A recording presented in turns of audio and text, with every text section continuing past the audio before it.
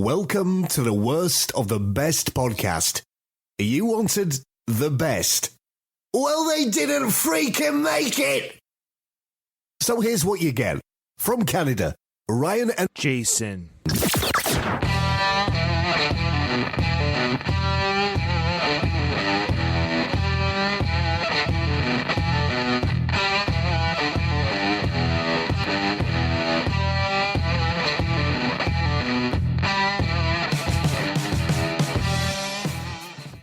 Welcome to another episode of the Worst of the Best podcast. I'm your host, Ryan, and with me today, of course, is Jason. Jason, how you doing this morning or this evening? This evening, and just moments before going live, we had some fun technical issues. So it's always fun to, you always think of the people who are on live TV and they have to get their game faces on. I feel like I'm doing right now. I feel like I'm doing that right now. Blooper clips or whatever, they're between takes. They don't think they're on camera. They finger the camera or swear at the producer or something, but they're actually live. Yeah. They didn't know it. Yeah. That's kind of where I'm at right now. I'm working my way down. Well, yeah, technical difficulties aside, this is going to be, I think, another light, fun episode. Last week, we talked about disturbing and unique things that people found in their basements. But on this episode, there won't be any kind of true crime stories or scenarios, nothing gross or scary or disturbing. This is just strictly hyped up products that ended up being duds, which I think is kind of a fantastic concept. These were ideas that people had a boardroom meeting, hundreds of millions of dollars reported into some of these projects. And everyone in the boardroom, the company, leaders were like, yeah, this is the ticket. This is really going to put us over the edge. And it's funny how you go from a boardroom situation and they brainstorm. They're in a brainstorming session. Yeah, the think tanks, they're shaking hands and patting themselves on the back with their coffee and donuts about their big idea. And the public's like, nah, I'm not interested. It's an interesting journey how those, because we actually did an episode, I believe, earlier last year. Check out our back catalog, folks, where we talked about products where, do you remember like the fake teeth? There was like nothing, there's barely any brainstorming. No brainstorming, almost an accident, really. Yeah, and by accident. They become mega, like these fake teeth gimmick stuff become mega million household products, and they shouldn't even be successful, but they are. But the flip side, these are big companies. We're going to be going over some big companies who've hired the best in the business to come up with some, hey guys, let's make more money for a company that's already big. I don't think there's too many of these companies where people are like, who's this? What company's running this? I think for the most part, a quick search here again. Yeah, every product and or company we've heard of. There's no way that you're like, what company is this? So these are big time companies who are still big today for the most part, most of these, but they had some duds, Jason, throughout the years. So, Jason, our society is built on capitalism, where businesses make things for us to buy. This system encourages new ideas and improvements. But in a free market where companies compete, they can't just make one thing and be successful forever. Over time, products need to change, get better, and stay interesting. So that's your typical capitalism 101. You can't have the same product every year to a certain degree. You have to innovate, change, because other companies are doing it. And if you don't stay up with them, they're going to knock you out of the competition. You have to improve your products with the times. Sometimes when a company makes a new version of something we love, we're excited about it. But other times people don't like the changes and the product becomes so unpopular that stores can't even give it away. Companies often spend a lot of money on advertising and marketing to make a product successful, whether it's a new version of something we already like or a completely new thing. When even a big and well-known company spends a lot of advertising and people still don't want to buy the product, we call it a dud. These are the stories of the 10 biggest duds ever. Products that just didn't make it in the eyes of the public.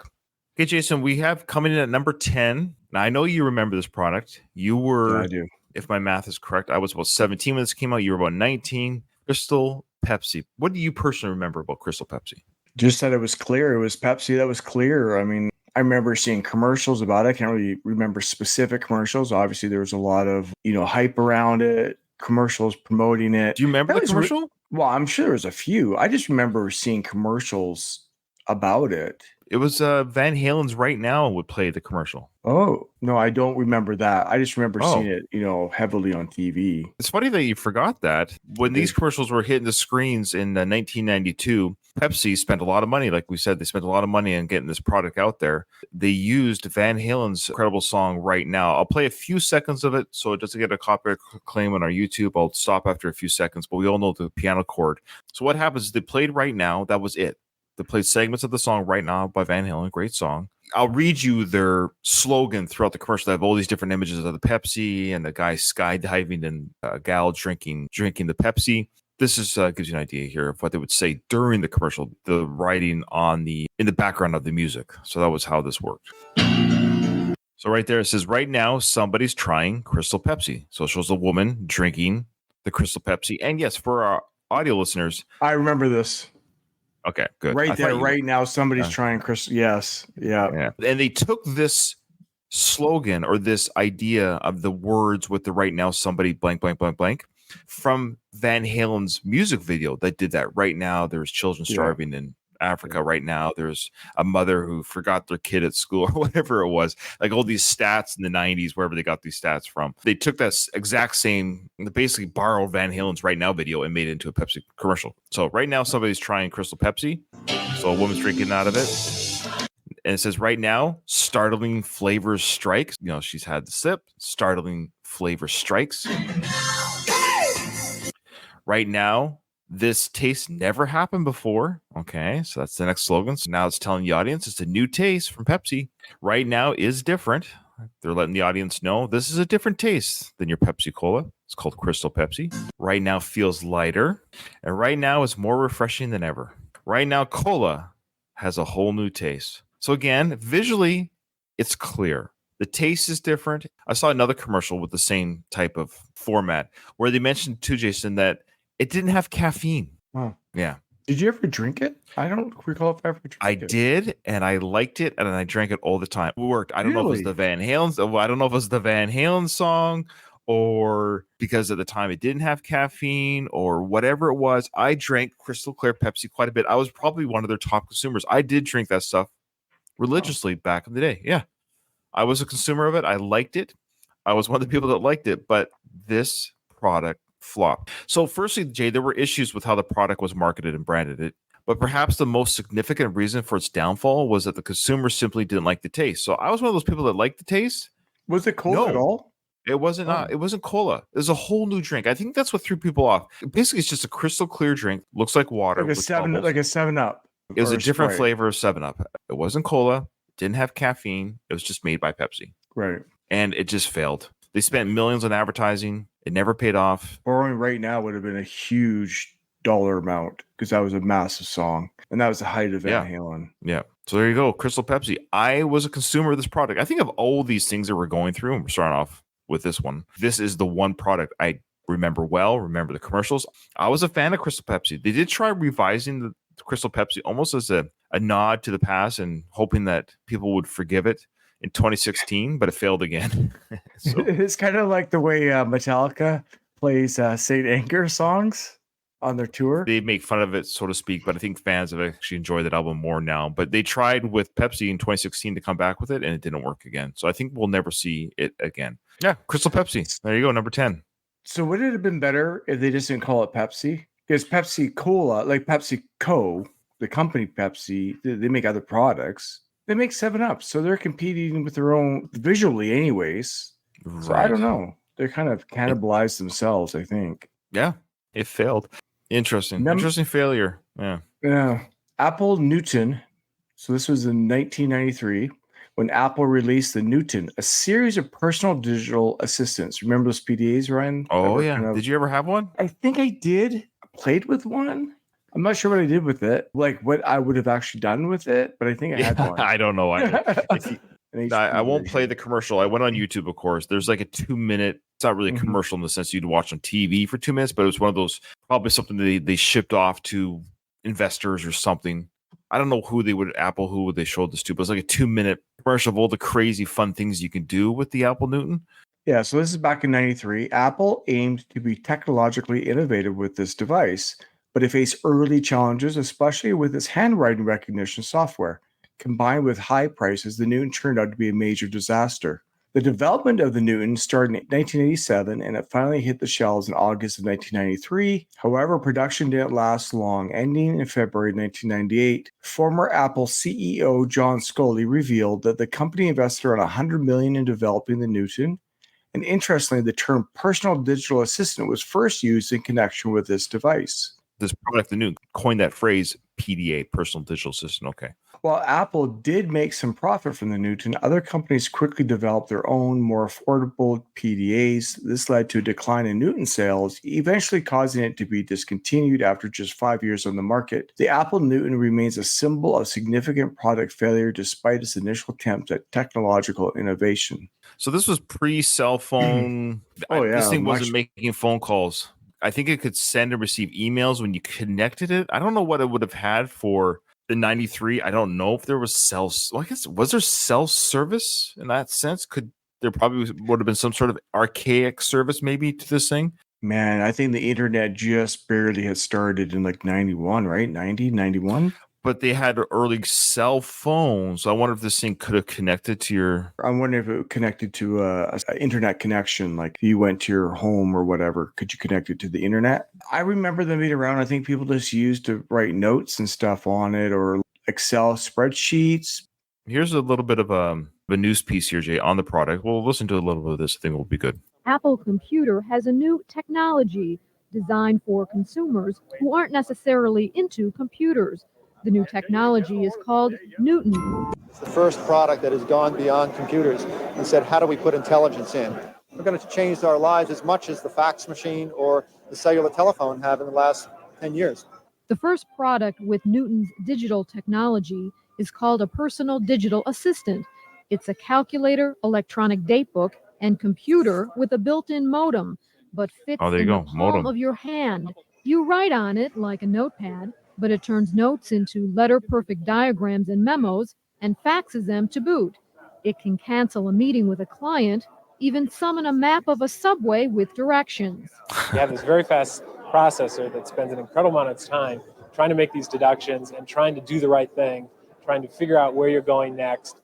Apple says Newton will trigger a huge industry that links information and telecommunications, $3.5 trillion worth within 10 years. Already, companies like Random House, which would provide information like the subway map, and Pacific Bell have signed on. The consumer electronics business needs a hot product.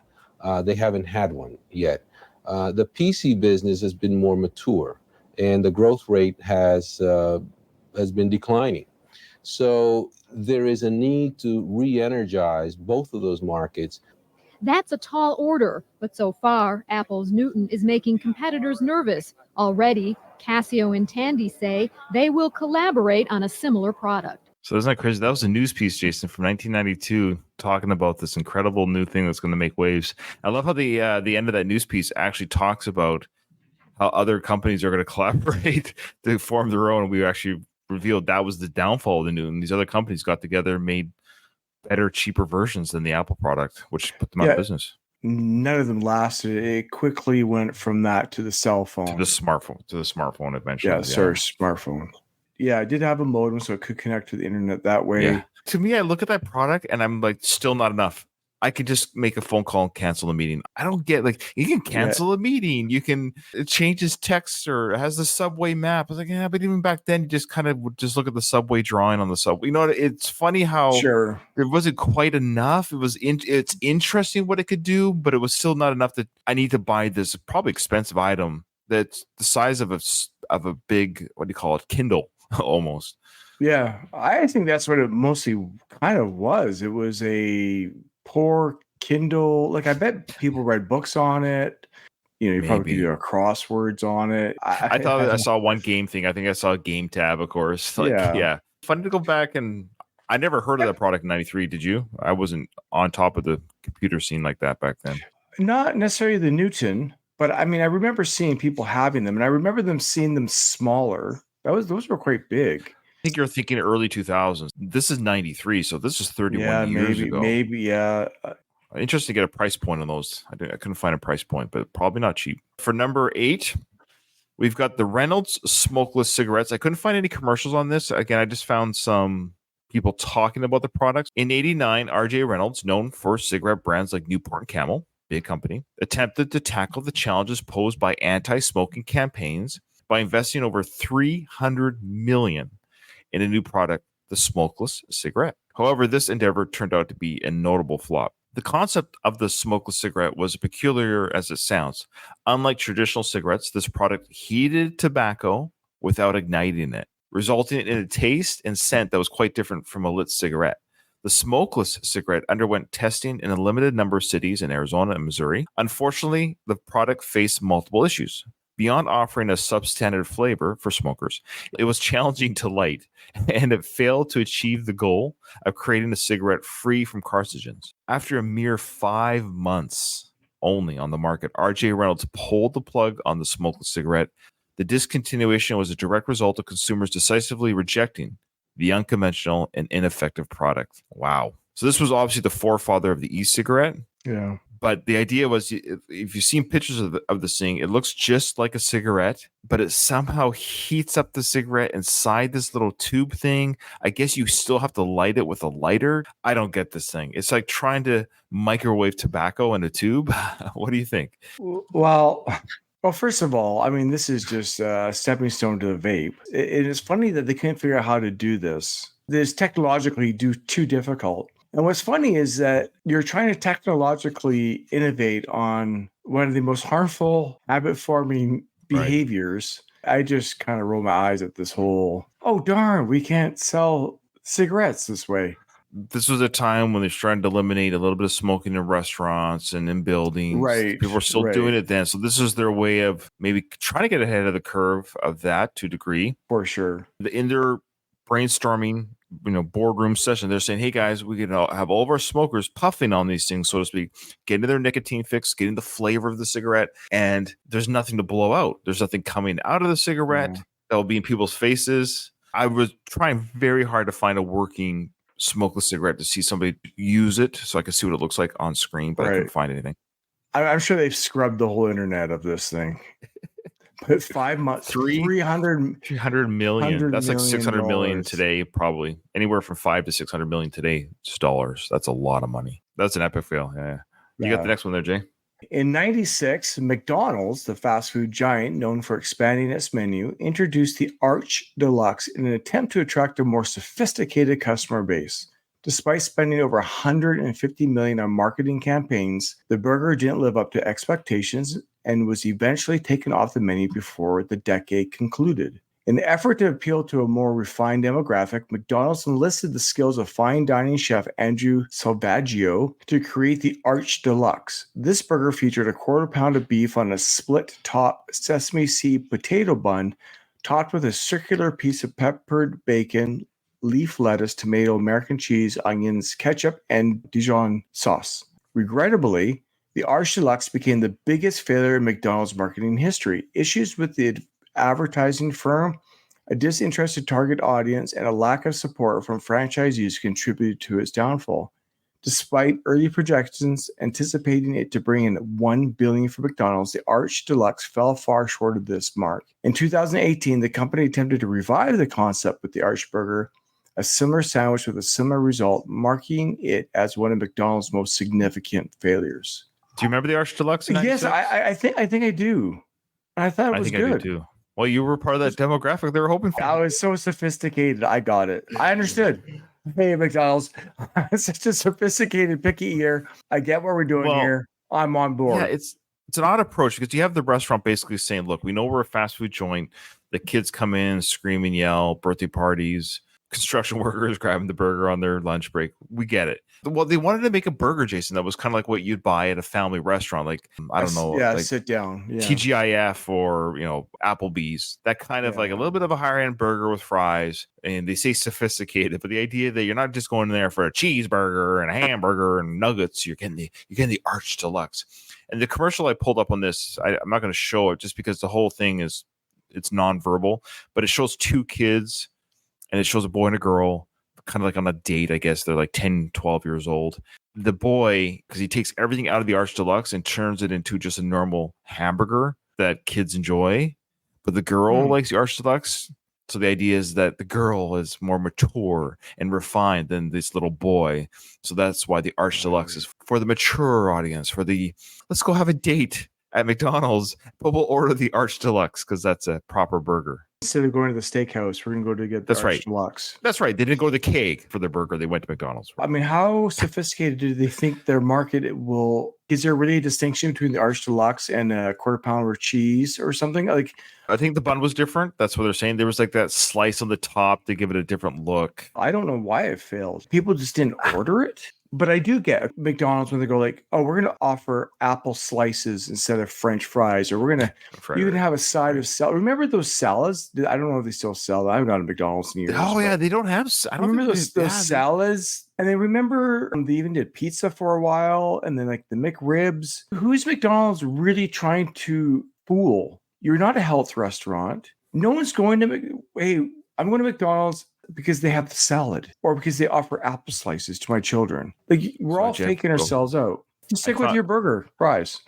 I just didn't think the Arch burger was that different in comparison to a regular hamburger. Like it's slightly different, but I didn't think it was so different that it would be not acceptable for the audience at McDonald's.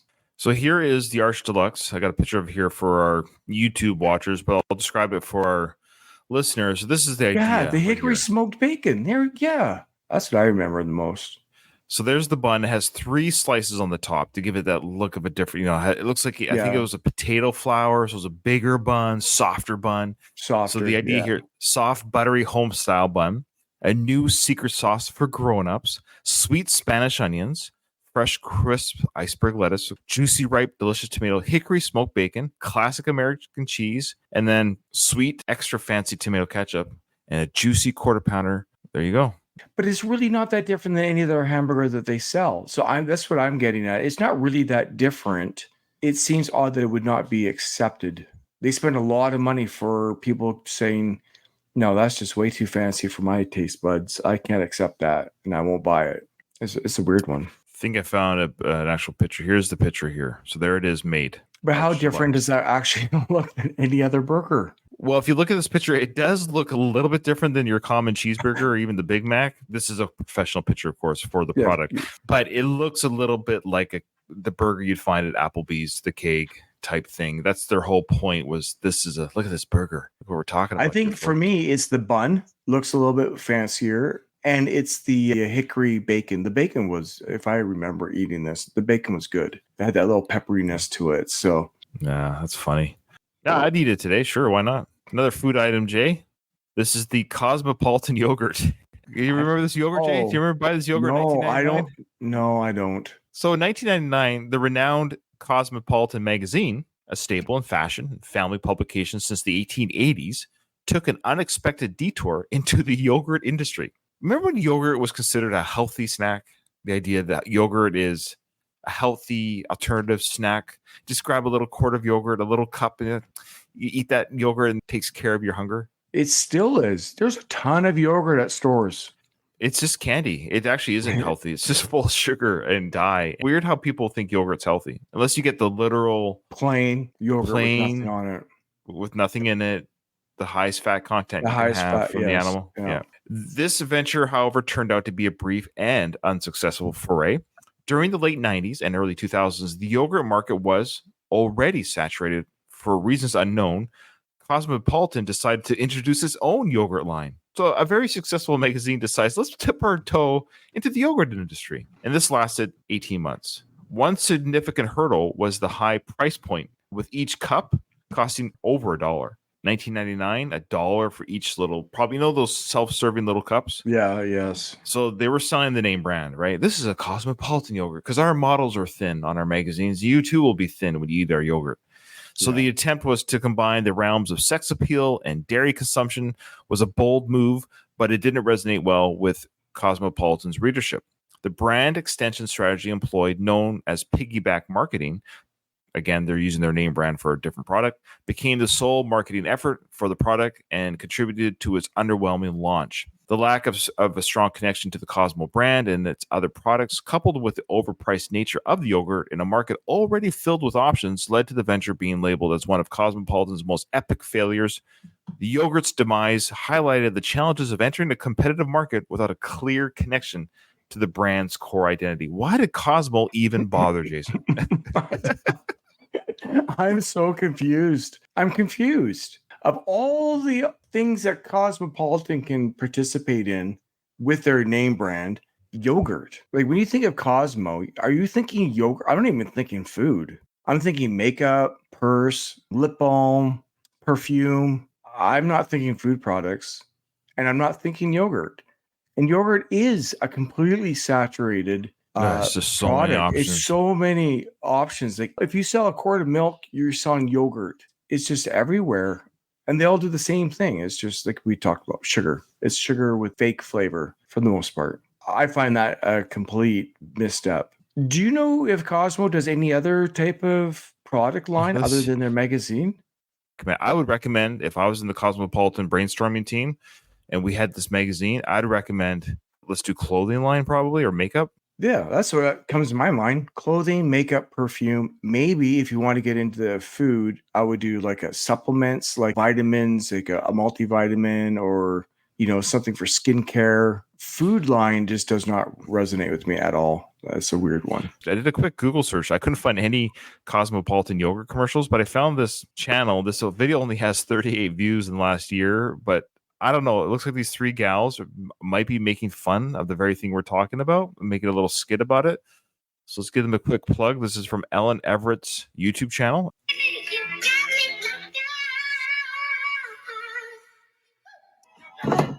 I want to do a transition like that. So it shows a girl she looks like she just stepped out of the shower. She has no makeup on. She's looking at a Cosmopolitan magazine, and she just said the words, I want to do a transition like that. I want to look like this model in this magazine. I kind of see where this might be going. So she says, I want to look like the model in the magazine, she says. What is this?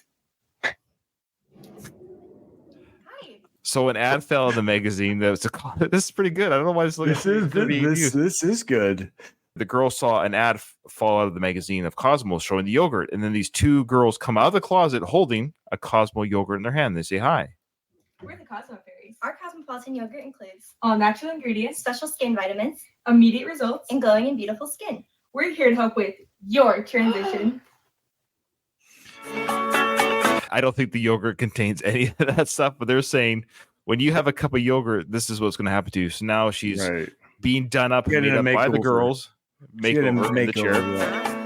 Yeah. Oh, the top of it looks like they might actually have a real yogurt. The top of the yogurt, what did that read? You are beautiful from the inside out, because you're eating the yogurt and it goes in your side. Oh my gosh. That's probably what it said, Jay. So they open it for the girl, and she takes a big spoonful of the yogurt, and now she's all dolled up, makeup on, her hair done right. Hello, Mama, I'm here. Okay, I'm ready. Dang, little Mama, you look good. Oh, thank you. It's all thanks to my Cosmopolitan yogurt. That's it.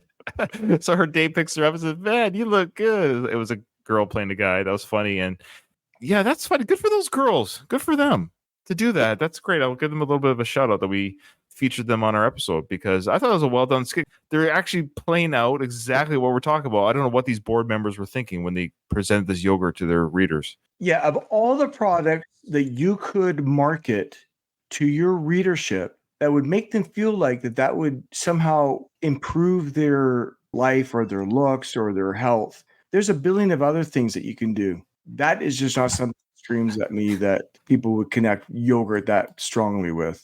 Interesting. Funny stuff. All right. But this is going to be hard to pick what we think is the worst flop. Okay, Jay, you got the next one. So Google Glasses in 2012. So I guess it was introduced as Project Glass, a moonshot technology developed under the Google X initiative, giving birth to what became known as Google Glasses.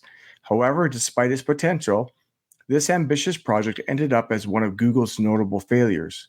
The primary issue stemmed from the product being mismarketed, creating a distorted public perception.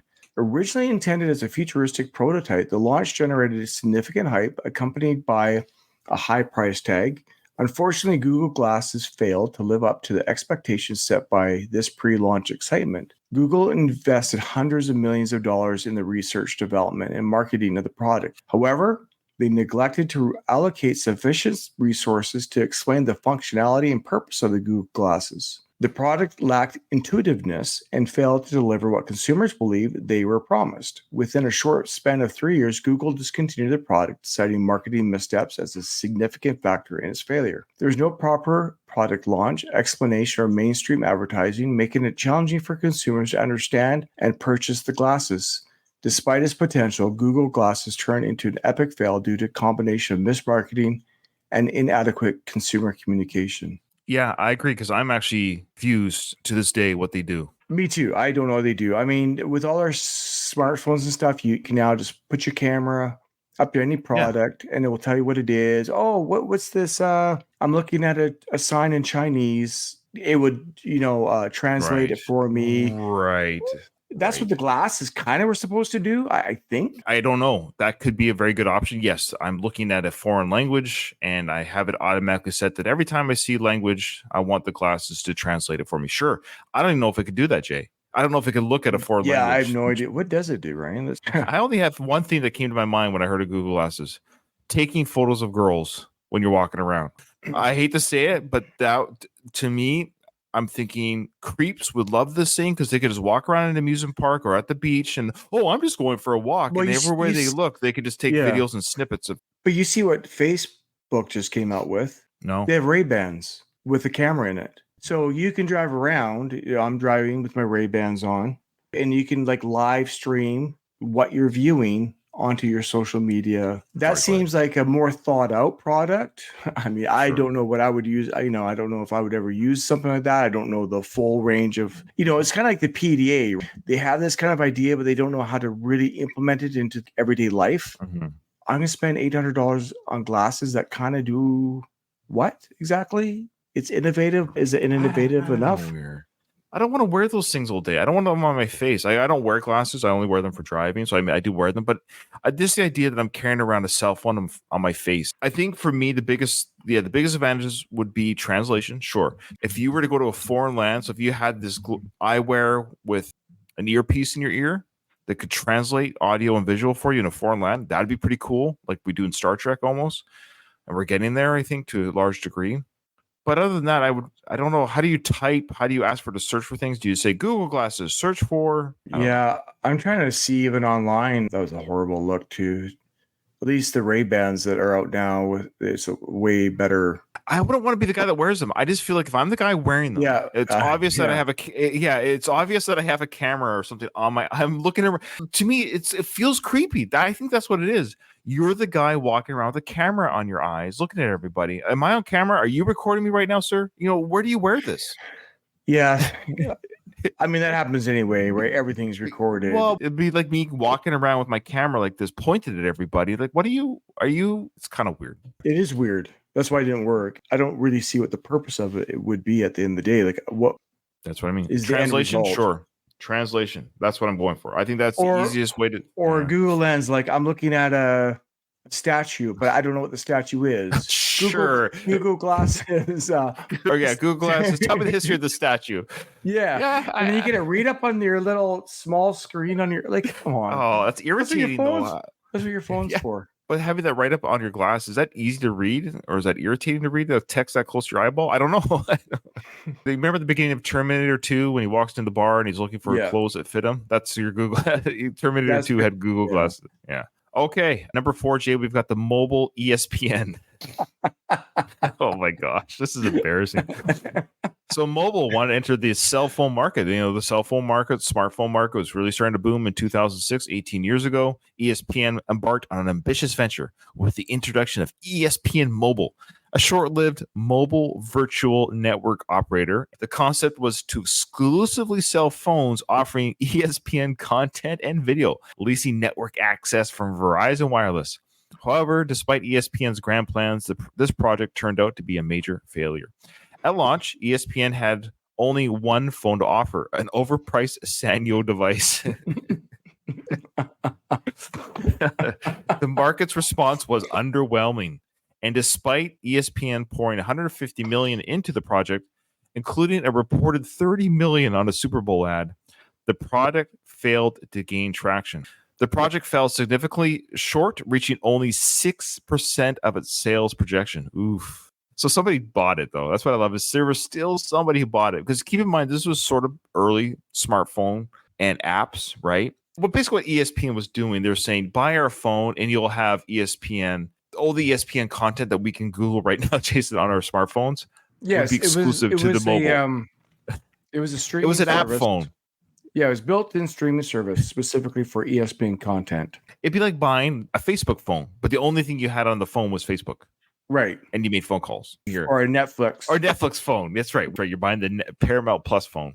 You can make phone calls and check your email, but the only content you have on the phone is ESPN. That's all this is. It's an ESPN phone. And now they have ESPN app. They had the right idea. This must have been pre-apps. This must have been just at that precipice of the apps before they took off. And I remember when apps were first introduced. I might have mentioned this before. I even remember when they first introduced on the smartphone before I had one. I'm like, why would anyone need this? Anyways, I was one of those people. I didn't even understand what apps are. Yeah. Oh, yeah. It was all new. It was long weird. Time to understand app. Yeah. What's the app? I think it was by the Apple 4 or 3 that I actually kind of understood what the phone was all about. I had BlackBerry. The BlackBerry was a frustrated machine. It didn't have the iPhone apps. It probably took me like 10 years to figure out the app was short for application. I think it is, right? Okay. That's right. I say, oh, application. Oh, that's fancy. See if I can find the Super Bowl commercial. $30 million, man. These companies have way too much money, eh? It's crazy how much, and they're still fine.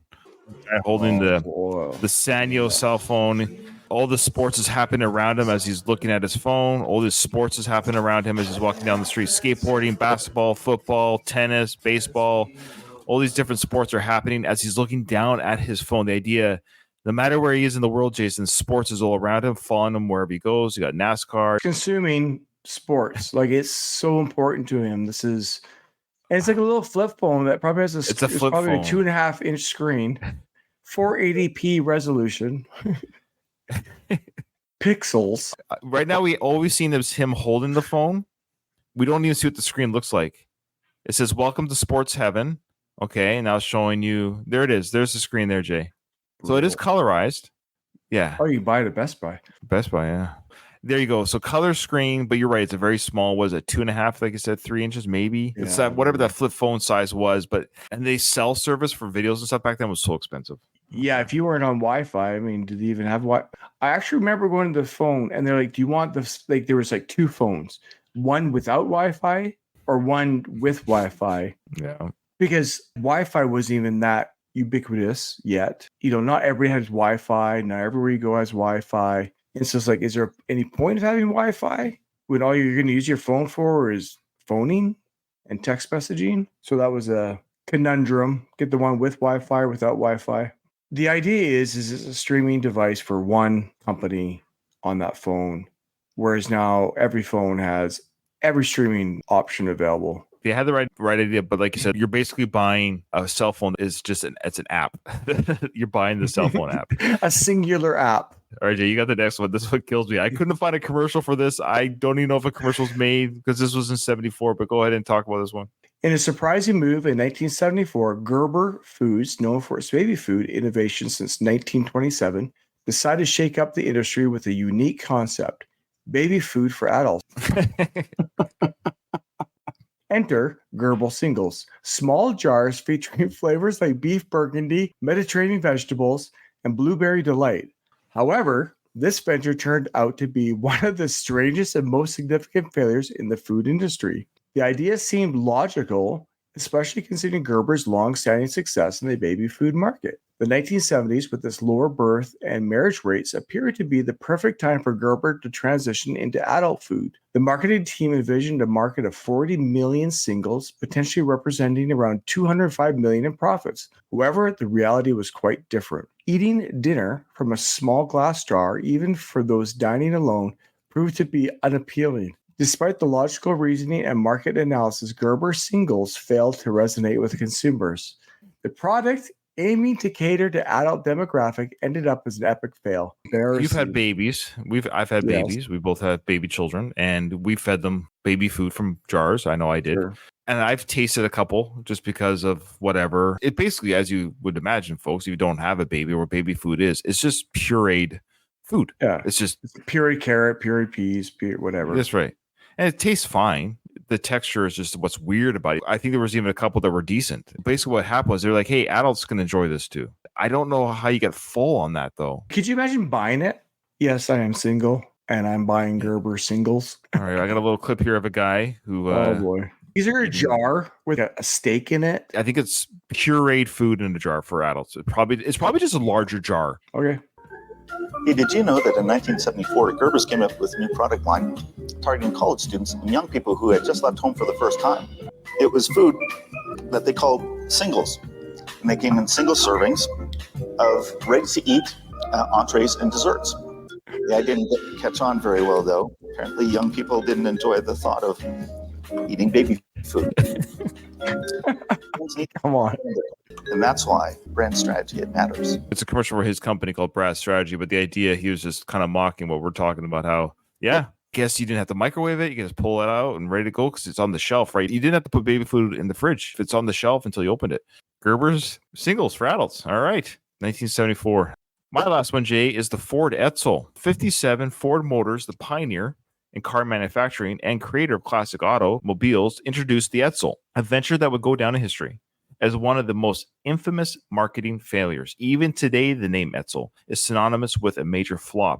Named after Henry Ford's son, Edsel Ford, the Edsel was envisioned as an expansion of the Lincoln Mercury division, creating the Mercury Edsel Lincoln division. However, despite the legacy of Ford and its classic cars, the Edsel turned out to be a short-lived and expensive tale. The primary flaw lay in the failure to understand the evolving preferences of American consumers. At the time, there was a demand for smaller, more economical cars. Unfortunately, Ford Motors executives struggled to define the Edsel's niche in the market. Most Edsel models were priced too high, targeting a market that was not interested in the product. The lack of alignment with consumer preferences and misjudgment of the market led to the Edsel's demise. It was taken off the market in 1960, marking it as one of the most notable and costly failures in the automotive industry. The Edsel serves as a cautionary tale about the importance of understanding consumer needs and effectively positioning a product in the market. Obviously, you can Google pictures of the Edsel Ford. I was trying to find a small commercial that showed what it looked like back in 1957, or a small clip. Nowadays, that's the funny thing about these cars, Jay, is if you had one nowadays, that'd be so cool to own one today. And now we'd like to show you how the Ford Motor Company has opened the gateway to a whole new world, a new vista of motoring pleasure with the 58 Edsel. Won't you come in? Heavy. This is the Edsel. Unlike any other car you've ever seen, this is the Edsel. This is the Edsel. This is the Edsel. This is the Edsel. You can see how it looks. You have to feel the power of the newest V8 engines in the world. The big new Edsel 400 and the larger Edsel 475. It is unlikely you have ever driven a car with so much usable power as the Edsel. And with Edsel's exclusive TeleTouch Drive, you drive more safely, more easily than you ever have before. Because both hands can stay at the wheel, while the Edsel shifts electrically. This is the Edsel. As its graceful flight deck and classic vertical grille suggest, it is elegant in every detail, and it acts the way it looks. But it doesn't cost that much. See, drive, and be sure to price the new member of the Ford family of fine cars, the Edsel, at your Edsel dealer. I'm a little confused. Why did it fail so poorly? I don't know. There are, of course, documentaries on YouTube. There's a whole bunch that will explain in further detail its failure. It is kind of even funny looking, even for the 50s, late 50s there. Some of these, I'm looking at images, and some of the redone ones are pretty cool. Sure. Well, it's cool to look back today, right? Yes, I admit, yeah. You look back at these old vehicles, but boy, that's a big car when it pulled in that driveway. When you actually saw it pulling that is a lot of car. It's amazing how much engine. car. 400 and a 475. What was the tank of gas? I wonder how big the gas that's tank back was. when gas was 5 cents a liter, but whatever. I find the history of that funny. The guy that was doing the announcing at the beginning was weird. He took the microphone away and he heard him say, "This is heavy." He was mentioning that the microphone stand was heavy. I don't know if you caught that. Yeah, I did. Yeah. I don't know. They didn't take that out of the commercial. He actually mentioned that the microphone stand was heavy. Anyways, I love that old timey stuff. Yeah, so take a look at our YouTube channel or just Google on your own what the Etzel looks like so you can kind of see what they're saying. This is the Etzel. Nobody bought it. I don't know what to tell you. I guess they were saying like it's just at the time they didn't want bigger, be more economic and smaller. It's a big car. It looks big. That is like that whole back end is the size of cars today. From the passenger seat to the end of the trunk is the size of a normal car. That's a big car. But that was back when there wasn't much traffic on the road. Imagine trying to parallel park that every day. No. It was bigger than a Ford truck. It was a big car. Holy like no backup cameras, no sensors, blind spot. All right, that was my last one. Jay, what's yours? So in the 1970s, a fierce rivalry unfolded in the world of home video formats. VHS versus Betamax. Betamax made its debut in 1975, allowing consumers to record up to 1 hour television footage. In response, VHS entered the scene in 1977, offering twice the recording time at 2 hours, sparking a prolonged battle between the two formats. The war between Betamax and VHS dragged on for more than a decade. Despite both formats having unique qualities, their similarities prolonged the format war. Ultimately, VHS emerged victorious, overshadowing Betamax, even though Betamax boasted a higher resolution. The VHS became the preferred choice for most consumers due to its affordability and long recording time, despite Betamax's initial popularity for nearly a decade. It has largely faded from public memory. Today, many people have never even heard of Betamax, making it one of the greatest epic fails of all time. The format war between Betamax and VHS serves as a classic example of how factors like affordability and practicality could outweigh technical superiority in determining the success of a product in the market. So what's interesting is, couldn't Betamax just put on twice the amount of tape? I don't know. I know the tapes were smaller. They were physically smaller. So I think their machines were smaller. So they would have had to change everything. They would have had to make their tapes bigger and the machines bigger. The VHS tape was a bigger tape. The cassette was bigger. Yeah. The Beta held less footage at a better quality. VHS held more footage at a lower quality. Most consumers, we were willing to sacrifice at the time, especially in the early 70s or mid 70s or early 80s, we were willing to sacrifice high def quality back then when our TVs weren't even high def. Exactly. That's part of the problem. Yeah, exactly. There is that rumor that Beta lost because of the adult industry. That is not the case. The adult industry was available in both formats, but again, people maybe wanted more of whatever it is. So you could just argue whatever that might be, people wanted more of on one tape. That being said, VHS, I get it. Love that one. That's just a typical of just supply and demand. I mean, people wanted more for less, and they got it with the VHS. Hey, look at that. More for less with the VHS. That's your slogan. It's similar to how MP3s versus high definition audio. We were okay getting compressed sounds, and the MP3 is not a high quality audio versus a CD.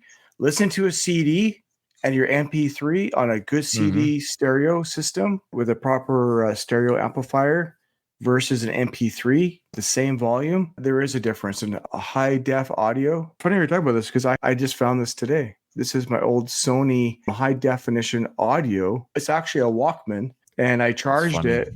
Yeah, so this had high def audio, high res. Right. And I understand what you're saying. Same idea though, same principle. It's amazing that the same principle, but we're not willing to. It wasn't enough. Yeah, I'd rather have more songs than better quality. Yeah. Right. Yeah.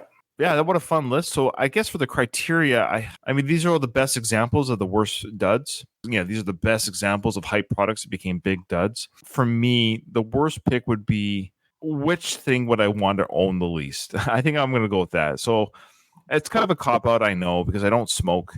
But even then, that was a waste. So it's a combination of, for me, the smokeless cigarettes. Not only was it, I'm not a smoker, and I have no interest in owning this product. Everything else, like the Arch Burger, I'd like to eat. It'd be fun just to even try the Apple Newton just to see it. I'd have a thing of yogurt. Same with the phone. I would love to drive the Ford Edsel. I think it'd be a blast to drive. So at the end of the day, if all these products were laid out in front of me to experience in one degree or another, for poops and giggles, the smokeless cigarettes hold no interest to me. I find it interesting. And I think it's interesting that it led to the vape or the e-cigarettes, which I would appreciate more than cigarette smoke anyway. So I don't mind that, being around vapors more than smokers. So what a weird idea, what a weird concept they tried to do. And it was a huge flop, only on the market for 5 months. They pulled that thing off quickly and they spent a lot of money, $300 million. This really was the worst. I agree. Just the whole idea of trying to improve a horribly destructive habit. How can we continue to make people sick and addicted? Right. How can we improve on that? I can't get behind that in any way. It is the flop that I guess it deserves to be. Maybe, yeah. Maybe this is the one that ironically deserves to be the worst failure. Also, I think too, they were trying to maybe, like you're saying, make it seem like it's not that bad. It's not that gross. There's no smoke. It almost seems like they're trying to trick people to thinking it's a clean activity because it's not producing smoke. Yeah. Okay. So thank you everyone for listening. If you haven't already, give us a rating and review on your favorite podcast app of choice that you listen to us on. We do appreciate it. It's easy to do. It's free to do. Just go like, hey, give us 5-star rating. We really would appreciate that to see our ratings go up. Maybe we should get a phone. The worst of the best phone. Oh yeah, worst of the best cell phone. And the only app is our podcast. That'd be amazing. I wonder if anyone would buy it. Maybe one person. All right, guys. Thanks for listening. Remember, in front of every silver lining, there's a cloud. And today, it was Smokeless Cigarettes by R.J. Reynolds.